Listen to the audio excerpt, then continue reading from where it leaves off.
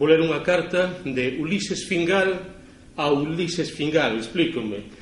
É o pseudónimo que utilizaba o pintor Urbano Lugrís e o pseudónimo que utilizaba o grande poeta de Noia Antón Avilés de Taramancos. Neste caso é a palabra do poeta que escribiu nun artigo dedicado a Lugrís do suplemento do Xornal La Noche do ano 59. Carta nómica a Urbano Lugrís. Meu gran Urbano, escríboche na abadía de Muros a bordo dunha goleta carregada de esmeraldas. Solamente ti podes imaginar a maravilla que fai o sol brincando de proa a popa. O capitán é un maltés de ollos garzos, barba saladina e un amuleto de nacre sobre do peito. É un home prevenido. En Quíos arrecadou 40 odres de viño brillador e temos festa de cote.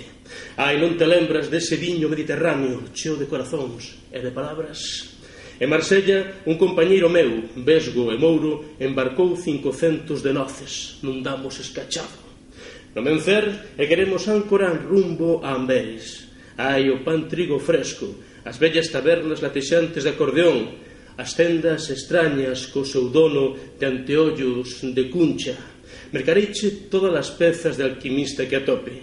Gostaríame que viñeses comigo a contemplar as lizgairas fragatas beillando na abadía. Sei que outros horizontes che entreteñen.